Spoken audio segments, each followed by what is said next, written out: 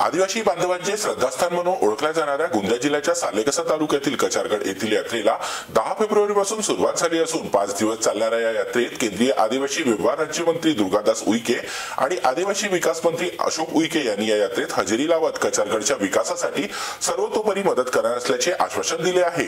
गेल्या 40 वर्षांपासून गोंदिया जिल्ह्याच्या सालेकसा तालुक्यातील अतिदुर्गम नक्षलग्रस्त घनदाट जंगलात असलेल्या कचारगड या ठिकाणी ही यात्रा भरत असून या ठिकाणी असलेल्या गुहेत आदिवासी बांधवांचे आराध्य दैवत म्हणजेच पारिकुपार लिंगो मा काली कंकाली देवाची मूर्ती असून दरवर्षी माघ पौर्णिमेला या ठिकाणी देशाच्या कानाकोपऱ्यातून जवळपास 16 राज्यातील आदिवासी बांधव माघ पौर्णिमेला या ठिकाणी येत आपल्या कुलदेवाचे दर्शन घेतात। तर आजवर या यात्रेत मुख्यमंत्र्यांसह अनेक केंद्रीय राज्यमंत्र्यांनी देखील यात्रेत हजेरी लावत कचारगडचा विकास करू असे आश्वासन दिले, मात्र त्यांची पूर्तता कुणीही केली नाही। त्यामुळे या 5 दिवसीय यात्रेत 10 लाखाच्या वर भाविक हजेरी लावतात, मात्र त्यांच्या राहण्याच्या निवासाची सोय अद्याप झाली नाही। मात्र यावर्षी आदिवासी विकास मंत्री अशोक उईके यांनी या यात्रेत हजेरी लावत कचारगडच्या विकासाकरिता स्वतः दर 3 महिन्यात आढावा घेत विकास करण्याचे आश्वासन दिले आहे। महाराष्ट्राचे मुख्यमंत्री देवेंद्रजी फडणवीस यांच्या संकल्पनेतून भविष्यामध्ये कचारगड विकसित दृष्टिकोन आणि कृती आराखडा तयार करून 1 वर्षामध्ये प्रचंड इथं बदल दिसेल एवढं आपल्या सर्वांना सांगतो। मी आल्यानंतर या परिस्थिती पाहिली असता 14 पासून आमचे सन्माननीय आमदार संजयजी पुराम निवडून आल्यानंतरच या सुविधा दिसत आहेत। याच्या अगोदर सुविधा या एवढ्या प्रमाणात नव्हत्या। संजयजी पुरामच्या माध्यमातून झालेल्या सुविधा आणि यानंतर आम्ही धागा पकडला।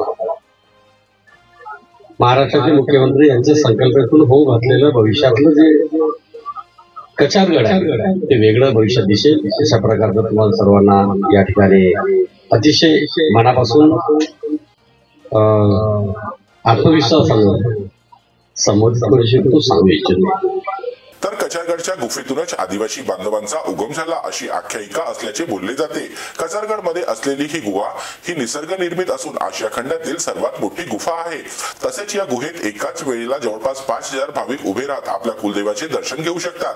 तर दरवर्षी या यात्रेच्या दुसऱ्या दिवशी आदिवासी धर्मगुरू आणि आमदार संजय पुराम यांच्या हस्ते या ठिकाणी ध्वजारोहण करण्यात येते। जे आपण पारिकुपार लिंगो मा काली कंकाली देवस्थान कचारगड धन्यगाव रजिस्टर नंबर 264 च्या वतीनं या ठिकाणी आम्ही काल तारीख 10 फरवरी 2025 पासून तर 14 फरवरी 2025 पर्यंत 5 दिवसाचं हे आम्ही राष्ट्रीय कोया पुण्यम कार्यक्रमाचं आयोजन केलेलं आहे। महापूजेचा कार्यक्रम आयोजित केलेला आहे आणि आजचा हा दुसरा दिवस आहे आणि उद्याचा जो दिवस आहे हा मुख्य महापूजेचा आहे आणि त्यामुळे आजच्यापेक्षा ही उद्याला जास्त गर्दी राहणार आहे। भाविकांची सुद्धा आज म्हणजे रात्रीपर्यंत आणखी संख्या वाढण्याची शक्यता आहे आणि उद्याला त्यापेक्षा आणखी जास्त संख्या राहील। किती राज्यातील जवळपास लोक या ठिकाणी येतात आपल्याकडे? या ठिकाणी आपला जो गोंड समुदाय आहे हा जवळपास 15-16 राज्यातून येतो। म्हणजे या ठिकाणी पश्चिम बंगाल आहे, ओडिशा आहे, झारखंड आहे, मध्य प्रदेश, छत्तीसगड, महाराष्ट्र याप्रमाणे जिथे जिथे आपले हे आदिवासी गोंड समाजाचे जे लोक आहेत ते येतात आणि त्याबरोबर इतर आदिवासीसुद्धा या ठिकाणी आपल्या या गोंडियन संस्कृतीचे दर्शन करण्यासाठी त्या महापूजेमध्ये सहभागी होण्यासाठी येत असतात। दरवर्षी या कचारगडमध्ये लाखोच्या संख्येने गोंडियन सगाजन या ठिकाणी येतात। खरं म्हणजे दरवर्षी या कचारगडमध्ये सेंट्रलचे मंत्री असतील, राज्याचे मंत्री असतील ते या ठिकाणी येतात। दरवर्षी कुठल्या ना कुठल्या प्रकारचे घोषणा करून या ठिकाणी कामं मोठ्या प्रमाणात होतात, परंतु मुख्य मागणी या ठिकाणच्या समितीच्या सदस्यांनी या क्षेत्राचा आमदार म्हणून ज्यांनी माझ्याकडे केलेली आहे, निश्चितच लाखो लोकांना राहण्याची गैरसुविधा होतो आहे, सुविधा नाही आहे आणि त्याच्यामुळे या कचारगडमध्ये जवळपास 100 कोटी रुपयाची निधी जर उपलब्ध झाली, महिलांसाठी स्वतंत्र इमारत, पुरुषांसाठी स्वतंत्र इमारत, अशा प्रकारे भव्य इमारतीची या ठिकाणी आपण भक्तनिवासची व्यवस्थाच्या दृष्टिकोनातून मागणी आलेली आहे।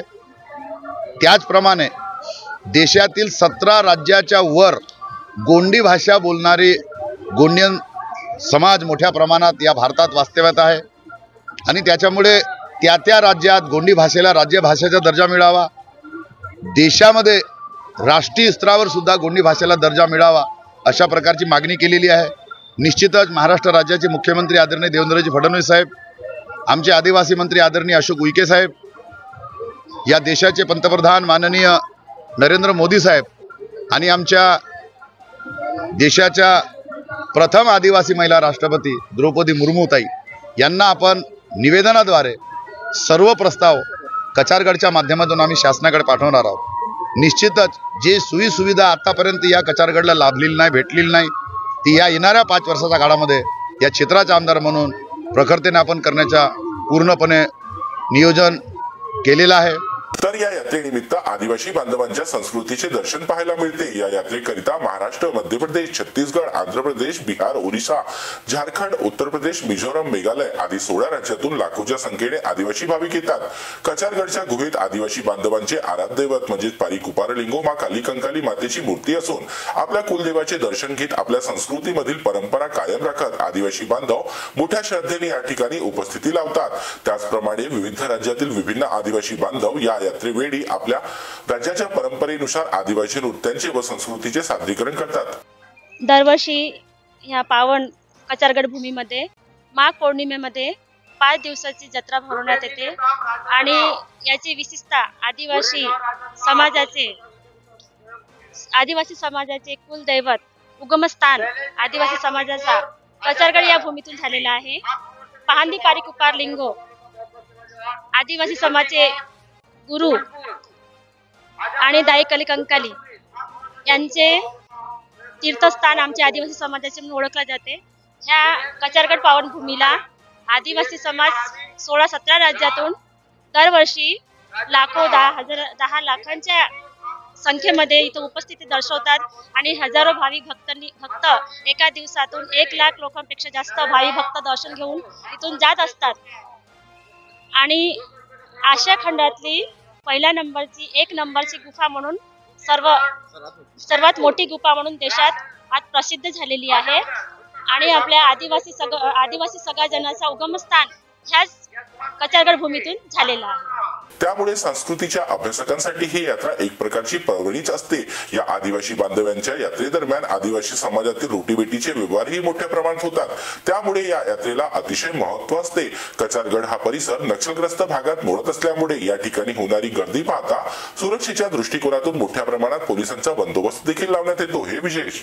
आदिवासी समाजाचे उगमस्थान म्हणून ओळखल्या जाणाऱ्या गोंदिया जिल्ह्याच्या कचारगड येथील यात्रेला सुरुवात झाली आहे। 10 फेब्रुवारीपासून ही यात्रा सुरू झाली असून 14 फेब्रुवारीपर्यंत ही यात्रा या ठिकाणी चालणार आहे।